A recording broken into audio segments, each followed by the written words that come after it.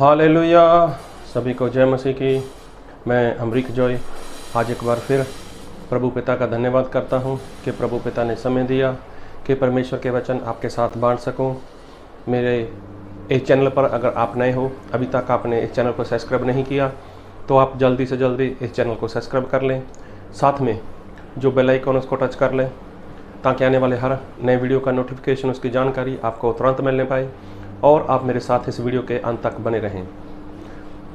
तो आज मैं जो परमेश्वर के वचन से बात करने वाला हूँ, इस बात को बहुत ध्यान से सुनना, इस बात को बहुत ध्यान से समझना, क्योंकि आज हमारे परमेश्वर वो हमसे वो कुछ बात करने वाले हैं।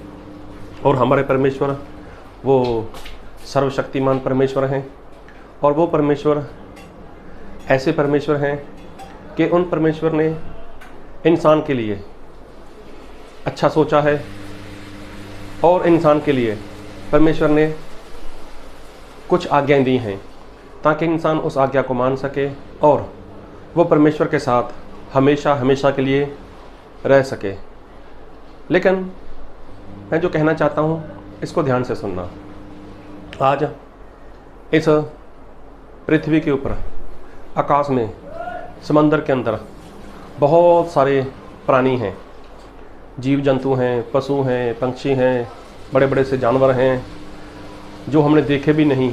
ऐसे भी ढेर सारे पशु पक्षी और भी जीव जंतु हैं, लेकिन परमेश्वर ने किसी भी पशु पक्षी के लिए आज्ञा नहीं रखी, और किसी के लिए भी ऐसे जानवर के लिए परमेश्वर ने कोई आज्ञा नहीं रखी। लेकिन परमेश्वर ने जो आज्ञा दी है वो इंसान को दी है। तो इंसान को आज्ञा दी, उसका कारण ये है कि इंसान के पास संसार का दिया हुआ ज्ञान बहुत है।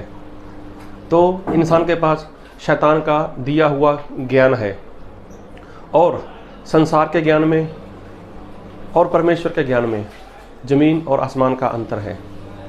क्योंकि जो इंसान को परमेश्वर समझ देते हैं, इंसान को परमेश्वर ज्ञान देते हैं, और वो ज्ञान कभी भी इंसान के अंदर वो घमंड पैदा नहीं करता। जी हाँ, उससे इंसान के अंदर घमंड पैदा नहीं होता। लेकिन जो संसार से ज्ञान मिलता है, जो संसार से इंसान को समझ मिलती है, तो उससे वो इंसान घमंडी हो जाता है। तो मैं ऐसा नहीं कि जो परमेश्वर का ज्ञान है तो ज्ञान प्राप्त करने के बाद लोगों ने घमंड नहीं किया। बहुत से ऐसे लोग हैं जिनके अंदर घमंड था, जिनके अंदर परमेश्वर का ज्ञान होने के बावजूद, परमेश्वर की समझ होने के बाद वो लोग उसको संभाल कर नहीं रख पाए। लेकिन फिर भी वो लोग कहीं ना कहीं जाकर फंस गए, कहीं ना कहीं जाकर गिर गए। लेकिन मैं कहना क्या चाहता हूँ, परमेश्वर का ज्ञान है जो वो इंसान का नाश करे, इसलिए ऐसा ज्ञान नहीं है। लेकिन जो संसार का ज्ञान है, जो शैतान की ओर से ज्ञान मिलता है, वो इंसान का नाश कर देता है। और बाइबल में एक वचन पढ़ूंगा आपके लिए, और मैं पढ़ूंगा नीति वचन कहोता उसका 3 अध्याय उसके 5 वचन। तू अपनी समझ का सहारा ना लेना, वरन संपूर्ण मन से यहोवा पर भरोसा रखना, और उसी को स्मरण करके सब काम करना, तब वह तेरे लिए सीधा मार्ग निकालेगा।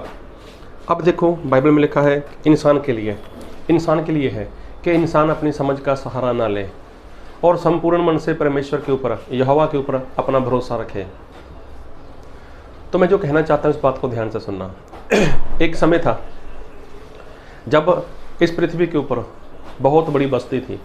तब हुआ ऐसा कि बस्ती में, संसार में पाप फैल चुका था, और पाप भी इतना भयानक साथ था कि अब परमेश्वर से वो देखा नहीं गया, परमेश्वर से वो सहन नहीं हुआ, और पाप के कारण परमेश्वर पूरी संसार का वो नाश करने वाले थे।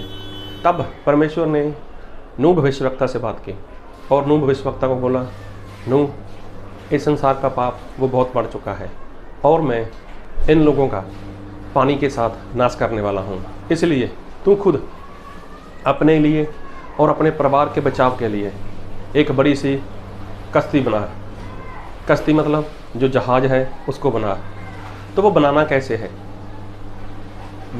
है, किस तरह से बनाना है, कौन सी लकड़ी का इस्तेमाल करना है, कितनी उसकी ऊंचाई है, कितनी उसकी लंबाई है, ये सारी बात परमेश्वर ने नूह भविष्यवक्ता को बताई थी।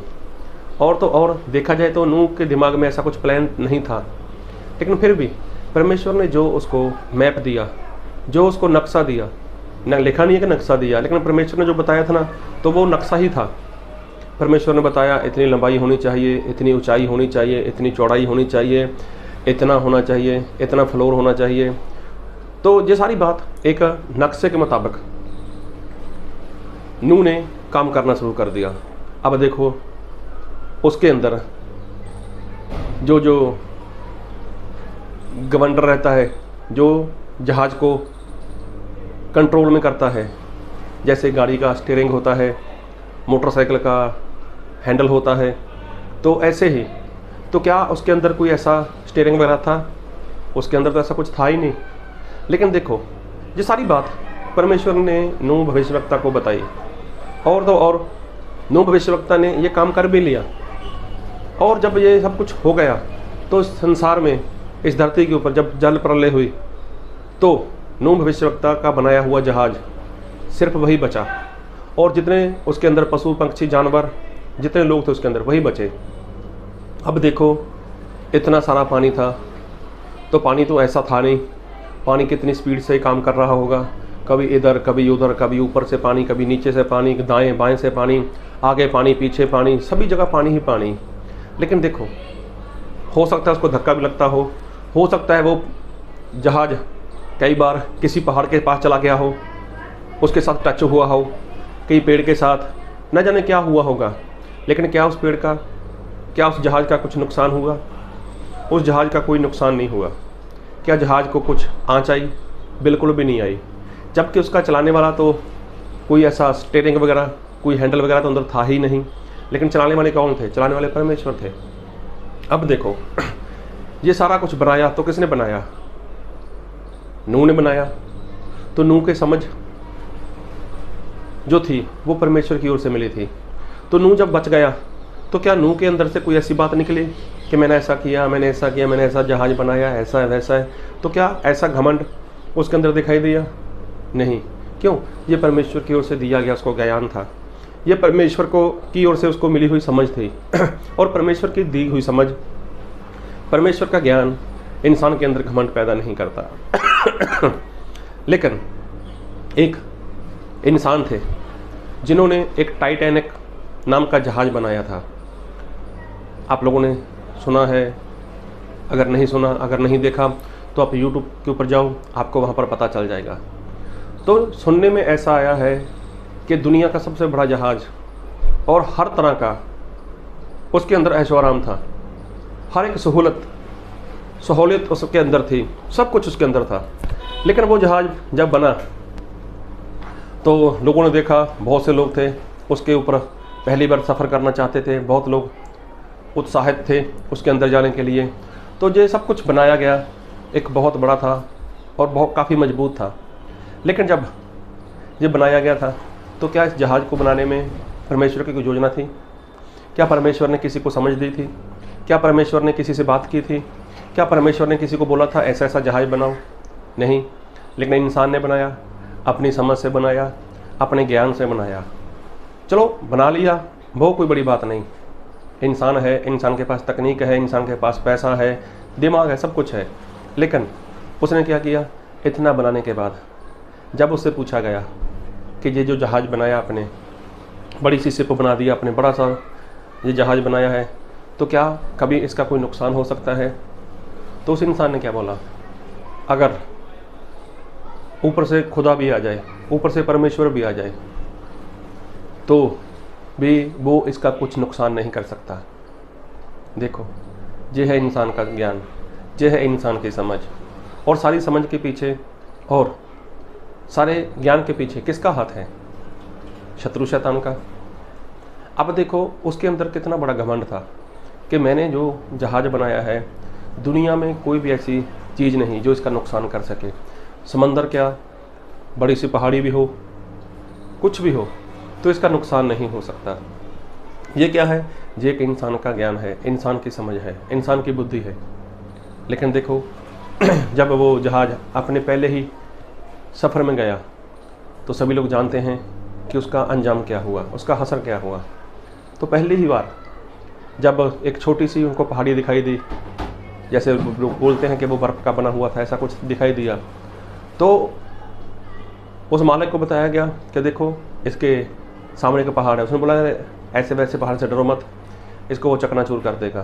तो देखो जब उससे टकराया तो वो टूट गया और सभी यात्री उसके अंदर थे वो सभी मर गए। तो आज उस जहाज़ का नामो निशान नहीं। लेकिन जो जहाज़ नूह ने बनाया था, तो ये भी पता चलता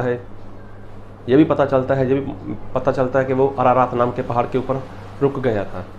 और ऐसा सुना है कि उसके बारे में लोगों ने छानबीन की और पता चला कि ये बरसों पहले किसी ने बनाया था। तो कहने का मतलब जो परमेश्वर का ज्ञान है वो ज्ञान कभी भी किसी के अंदर घमंड वाली बात नहीं आने देता। समझ कभी भी जो परमेश्वर देते हैं उसके अंदर कुछ ऐसी गलत बात नहीं होती।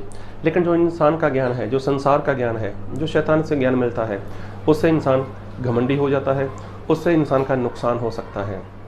तो कहने का मतलब मैं ऐसा नहीं बोल रहा कि जो ज्ञान है वो परमेश्वर का जो दिया हुआ ज्ञान है इंसान को वो घमंडी नहीं बना सकता। कई लोग वो घमंडी बन सकते हैं और बाइबल में लिखा भी है। मैं पढ़ूंगा आपके लिए पहला कुरिन्थियों उसका 10 अध्याय उसके 12 वचन से। इसलिए जो समझता है मैं स्थिर हूँ वह चौकस रहे कि कहीं गिर ना पड़े। देखो जो समझता है कि मैं स्थिर हूँ उसको चौकस रहना चाहिए। मतलब जिसको लगता है कि मेरे पास ज्ञान है, मेरे पास समझ है, मेरे पास बुद्धि है, मेरे पास समझ सब कुछ है, लेकिन उसको क्या करना चाहिए? उसको सावधान रहना चाहिए कि कहीं शत्रु शैतान उसको किसी बात में बहका ना ले, किसी बात में उसको गिरा ना दे। तो कहने का मतलब ज्ञान है, समझ है, बहुत अच्छी बात है। अगर जो ज्ञान परमेश्वर देते हैं, जो समझ परमेश्वर देते हैं, तो वो समझ, वो ज्ञान ऐसा है कि इंसान को सारे पाप से बचा कर रखता है। लेकिन जो इंसान काम करता है, संसार के ज्ञान से करता है, शैतान के ज्ञान से करता है, तो वो इंसान को नाश में लेकर जा सकता है, वो इंसान का नाश कर सकता है। इसलिए आपके पास परमेश्वर ने जो ज्ञान दिया है, तो वो ज्ञान परमेश्वर ने क्यों दिया आपको? ताकि आप खुद बच सको, आप लोगों को बचा सको। तो परमेश्वर ने नूह नबी को ज्ञान दिया था, किस लिए दिया था? नूह नबी को ज्ञान दिया किस लिए? ताकि नूह नबी खुद बच सके और दूसरे लोगों को बचा सके। तो परमेश्वर ज्ञान देते हैं तो उसमें ऐसा नहीं कि आप किसी को नीचा दिखाओ। परमेश्वर समझ देते हैं, इसमें ऐसा नहीं कि आप किसी को गिराने का प्रयत्न करो या फिर आप किसी के साथ नाप तोल करो कि देख मेरे पास इतना है, तेरे पास क्या है। तो परमेश्वर का ज्ञान कभी भी ऐसा नहीं। अगर जिसके पास ऐसी बात होती है वो किसी को जज करता है, किसी को जांचता है, तो वो गुनाह करता है, वो गलती करता है। इसलिए अगर ऐसी बातें आपके अंदर हैं, तो सावधान हो जाओ, आप बुरे फंस सकते हो। तो नूह भविष्यवक्ता ने जब वो जहाज़ बनाया था तो उसने किसी के साथ भी तुलना नहीं की, किसी को नीचा नहीं दिखाया। लेकिन जो टाइटैनिक का मालिक था, जिसने टाइटैनिक का जहाज़ बनाया था, तो उसने सभी का मजाक उड़ाया, सभी के मतलब उसने निंदा की, सभी के सामने, सभी के बीच में उसने ऐसे बोला होगा कि ऐसा जहाज़ आज तक कोई नहीं बना पाया जैसा मैं बना पाया हूँ। जबकि ऐसे जहाज़ तो बरसों पहले बन रहे थे। हाँ, उसके जैसा नहीं किसी ने बनाया होगा, ये बात सही है। अगर किसी ने नहीं बनाया तो किसी को शर्मिंदा करने वाली कौन सी बात थी? तो देखो वो उसके अंदर घमंड था, और घमंड की वजह से, उसकी समझ की वजह से उसका जो जहाज़ था पहले ही सफ़र में वो चकनाचूर हो गया। तो क्या फ़ायदा हुआ? इसलिए परमेश्वर से सही समझ मांगो, परमेश्वर से सही ज्ञान प्राप्त करो, और कभी भी जो आपको दिया गया है उससे किसी को नीचा मत दिखाओ, किसी को शर्मिंदा मत करो। प्रभु आपको इस वचन से बहुत आयत की आशीष दे। आमीन।